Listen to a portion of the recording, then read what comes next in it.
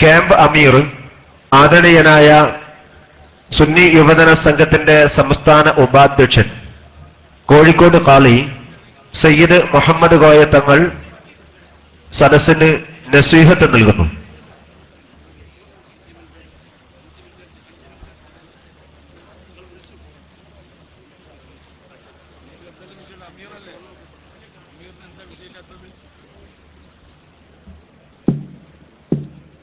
السلام عليكم ورحمة الله وبركاته. أعوذ بالله من الشيطان الرجيم. بسم الله الرحمن الرحيم. الحمد لله والصلاة والسلام على أشرف المخلوقين وعلى آله الفائزين أما بعد. بسم الله الرحمن الرحيم. اهدنا الصراط المستقيم. വേദിയിലുള്ള സമസ്തയുടെയും പോഷകഘടകങ്ങളുടെയും സമന്വിതരായ നേതാക്കന്മാരെ, പ്രിയങ്കരായ ക്യാമ്പ് അംഗങ്ങൾ, പ്രവർത്തകർ, ഇവിടെ ഒരുമിച്ച് കൂടിയിട്ടുള്ള സഹോദരങ്ങൾ, സുന്നി യുവജന സംഘത്തിന്റെ 60ാം വാർഷിക മഹാസമ്മേളനത്തിന്റെ തുടക്കം കുറിച്ചുകൊണ്ടുള്ള ഉദ്ഘാടന സെക്ഷൻ കഴിഞ്ഞ് ഇനിയുള്ള അതിപ്രധാനമായ,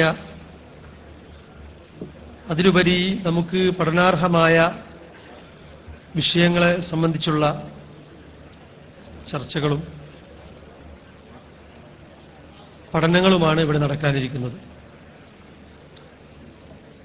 നേരത്തെ ഇവിടെ സൂചിപ്പിച്ചതുപോലെ രജിസ്റ്റർ ചെയ്യാത്ത സഹോദരങ്ങളുണ്ടെങ്കിൽ രജിസ്റ്റർ ചെയ്തുകൊണ്ട് ക്യാമ്പിനകത്ത് കടന്നിരിക്കണമെന്ന് ആദ്യമായി ഉണർത്തുകയാണ്. അതോടൊപ്പം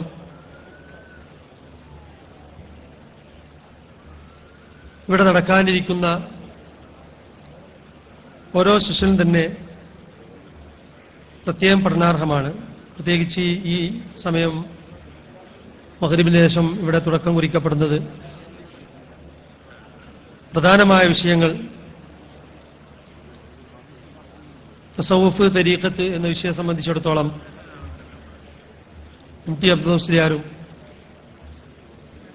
ഔലിയ എന്നതിനെ ചർച്ചയെ സംബന്ധിച്ചിടത്തോളം വിഷയം അവതരിപ്പിച്ചുകൊണ്ട് സംസാരിക്കുന്നത് അഭിനന്ദനും ആദരണീയനുമായ കാഞ്ഞങ്ങാട് സംയുക്ത ജമാഅത്ത് ഖാദി സയ്യിദ് സമസ്ത കേരള ജമിയത്തുൽ ഉലമയുടെ ട്രഷറർ അഭിനന്ദനായ സയ്യിദ് ജിഫ്രി മുത്തുക്കോയ തങ്ങൾ അവർകളാണ്. അവരുടെ സ്ഥലത്തെത്തിയിട്ടുണ്ട്. അല്പനിമിഷത്തിനുള്ളിൽ ആരംഭിക്കുന്നതാണ്. അതുപോലെ തന്നെ അധികാറുകൾ, ആസാറുകളെ സംബന്ധിച്ചിടത്തോളം സംസ്ഥാന മുശാവറംഗം ബഹുമാന്യരായ മരക്കാർ മുസ്ലിയാർ അവർകളാണ് താനൂർ തിരൂർ. തുടർന്ന് ഈ സദസ്സുകൾക്കൊക്കെ ശേഷം അതിമഹത്തായ ഒരു സദസ്സ് ഇന്ന് ക്യാമ്പ് അവസാനത്തോടുകൂടി നമുക്കിവിടെ നടക്കാനിരിക്കുന്നു.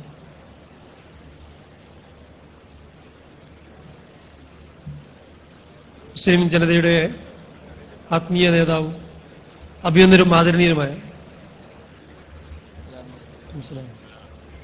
സയ്യിദ് ഹൈദരലി ശിഹാബ് തങ്ങൾ നമുക്ക് വേണ്ടി ഏൽപ്പിച്ചു തന്ന മഹത്തായ മജ്‌ലിസ് നൂറിന്റെ സദസ്സ്, അത് ഇതിന്റെ ക്യാമ്പിന്റെ അവസാനത്തെ സെഷനായിക്കൊണ്ട് ഇവിടെ നടക്കുന്നതാണ്.